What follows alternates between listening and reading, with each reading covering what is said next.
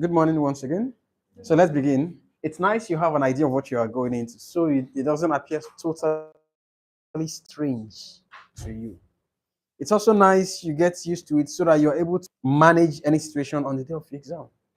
For instance, if you had not been introduced to this and you go into the exam hall, you might be asking yourself, where are they talking about? And the answers are going. And at the end of the day, the audio will tell you may now transfer your answers, something you have not written. So please go and intensify your practice. The good thing now is schools have resumed. So when children go to school, if you have time, you lock yourself in your house and do as much practices as you can. So let's begin. So today we're looking at the writing test. It's important to understand that the writing test lasts for 60 minutes. 60 minutes. It is divided into two activities, two exercises called task 1 and task 2. Now, task 1 varies. It depends on your usage or your interest or your intent for the Ielts result. If you wish to use the Ielts test for study, you want to apply for study abroad, your task 1 is called report writing. Report, for those that want to go study abroad. Your writing test, task 1, is called report writing. While for those going for PR, jobs, and all that, your task 1 is letter writing. So please know this. So when you go to the exam hall, if you are served a different task 1, you should be able to tell them, I didn't enroll I'm not going for study, right? So for study, your task 1 is report. For jobs and PR, your task 1 is what? Letter. Then the task 2, whatever it is you're going for, your task 2 remains the same. It's an essay. Everyone gets to write an essay. So you'll be served your question paper. Now, your question paper comes with the 2 tasks at the same time. There is nothing like giving you a first one, and once the time elapses, they come and pick it and give you another one. No. So you're given this just a booklet. It comprises tasks 1 and 2, and you're meant to execute the whole exercise in 60 minutes. So you decide on the one you want to start with and be very meticulous with your time. Work within the time given to you and ensure you achieve the entire tasks. So today we are going to understand that task 1 lasts for 20 minutes. You're expected to spend 20 minutes to solve your task 1. Madam, your task 1 is what?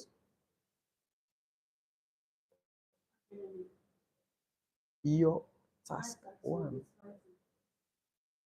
Your task 1. Your task 1 is what? Letter. Everything is writing. Whether essay or letter or report, everything is writing. Correct? But your task 1 is letter. Your task 1 is what? Essay. Your task 1 is essay? Ah. It's just 1 week that you took a break. You have swallowed everything. You've mixed rice and beans inside the. Your task 1 is what? Your task 1 cannot be letter. Your task 1 is report. Are you not going for study? Ha. Oga. Is that the problem of the Okay. So your task 1 is the report. Your task 1 is letter. But your task 2, everyone, is what?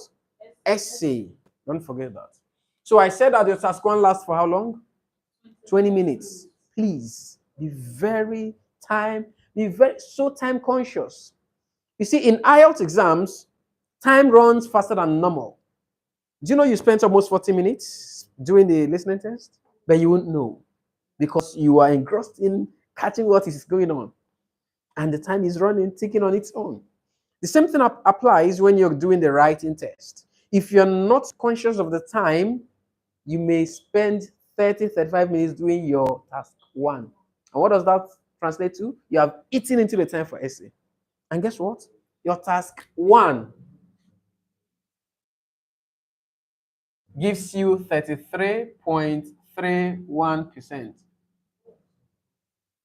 of the total score you get from your writing test. But your task 2 gives you 66.69%. So you can see, if you spend so much time on task 1, this is what you're fighting for. Whereas where the chunk of the mark lies is in your task 2. Your task 2 gives you more than twice what you get from task 1. So when you spend more time on task 1, you are shooting yourself in the foot.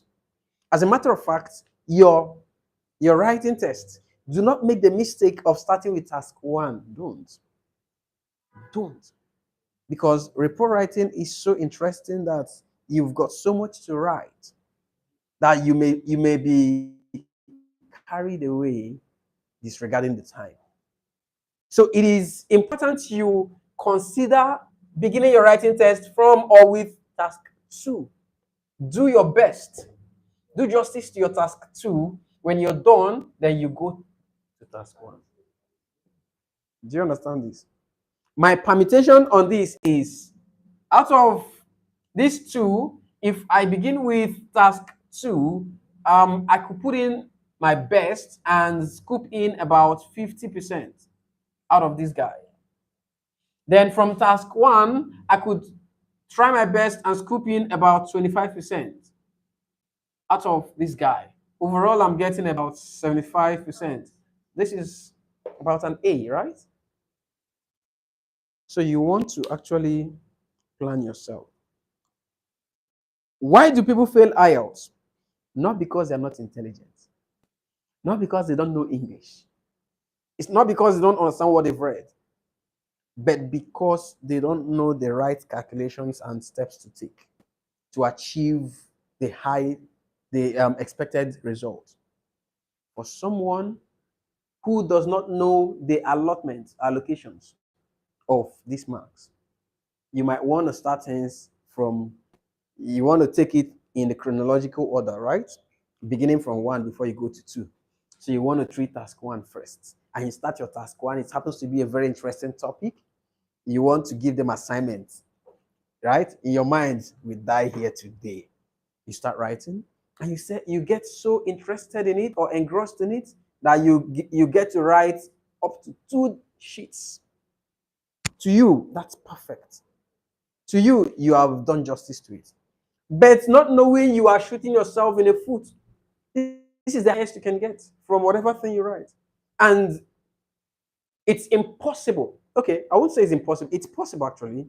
But it's very rare for someone to treat task 1 and scoop in the entire 33.31%. It's very rare. Because human factors will always play. Take its course. You might have something you would omit. You have it in your mind, but when you're writing it, you skip it. You won't know. You might have a spelling that, because of tension, you won't know. For instance, in exams, people ask people, please, how do you spell IS? You're spelling it. How do you spell IS? You're spelling it. But tension will not let you know that you are well coordinated.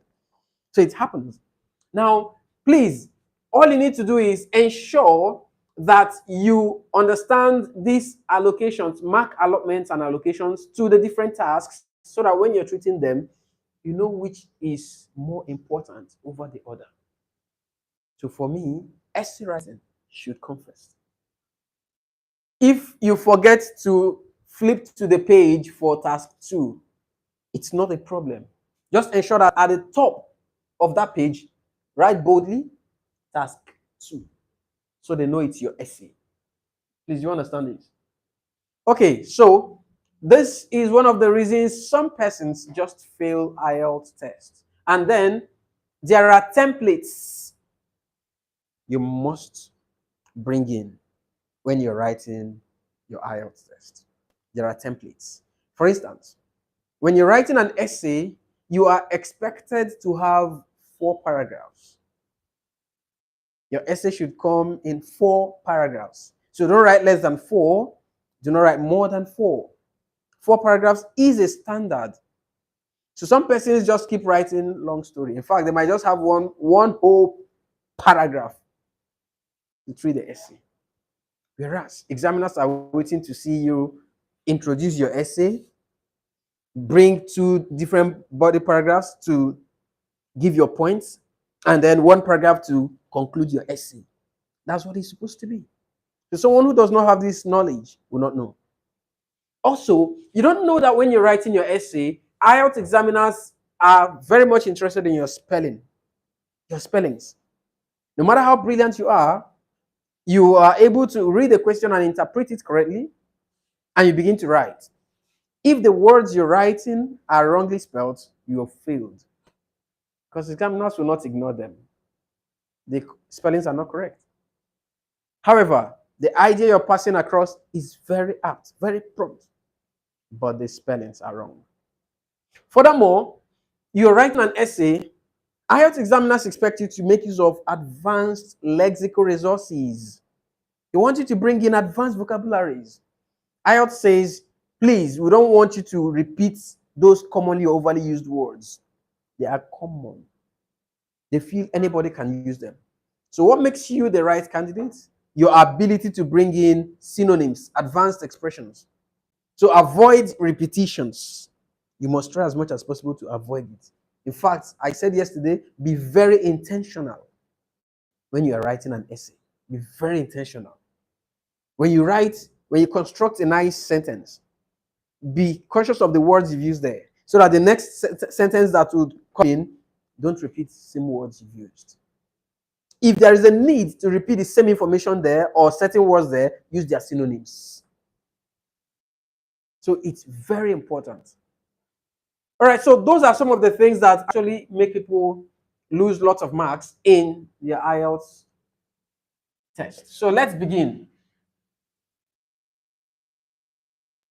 Today, we want to understand something. When you were taking on the listening test, you may have realized that you all had the same question booklet. You were listening to the same audio. And when you listen, or when you were listening, if you listened attentively, you may have noticed that your answer will be the same as hers, right? Everyone may get this if you listen attentively and you hear the right answer. For instance, my name is Becky Jamison. Okay, I would like to take a note of that. Becky Jamison. How do you spell Jamison, please? Oh, it's Jamieson.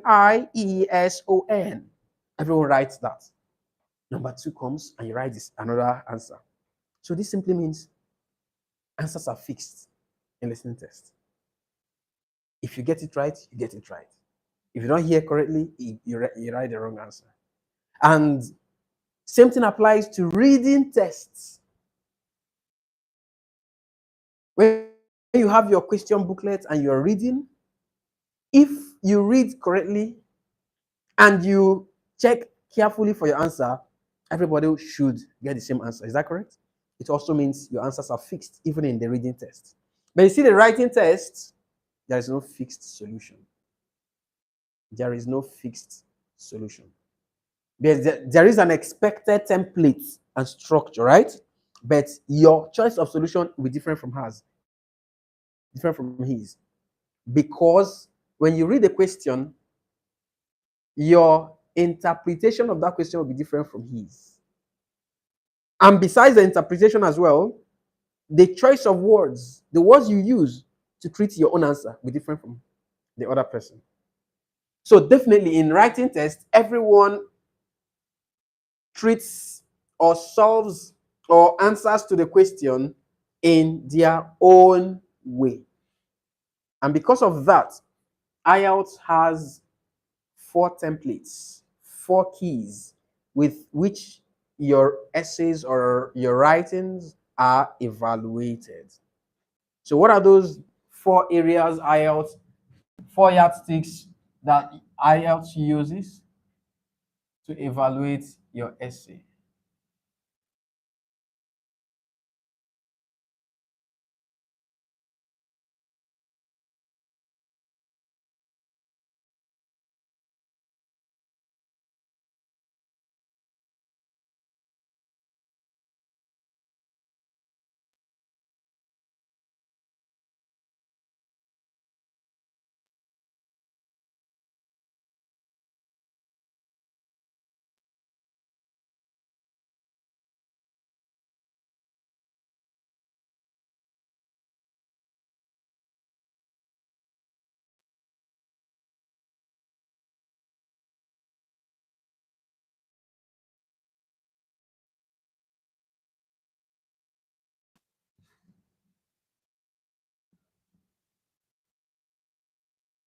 All right. So right here on the board, we have the four yardsticks with which IELTS examiners evaluate your essays, depend on the individual approaches to the question. So the first is what we call the task achievement. What is the task achievement? In essay writing, task achievement is your ability to completely respond to the question or questions asked, following the standard template. So when questions say, why do people do so and what are the reasons? Do not stop at why they do so. You should why they do so and their reasons, right? Because that's what the question is asking. If the question says, give 4 reasons or 4 benefits of whatever it is, don't get carried away and stop at 3. The question is very specific, asking for 4. Task achievements. Task cohesion, your ability to comprehend, understand the question. Your ability to understand the question. And coherence, your ability to use the right words, right expressions, right terminologies to answer the question. Sticking to that topic. You know, yesterday I asked us if there is a difference between digression and deviation.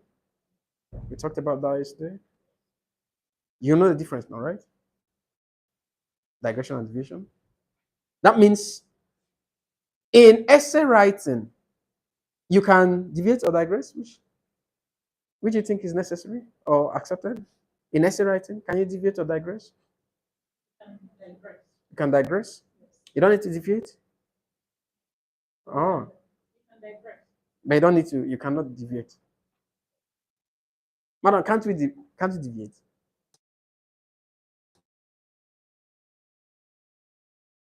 You should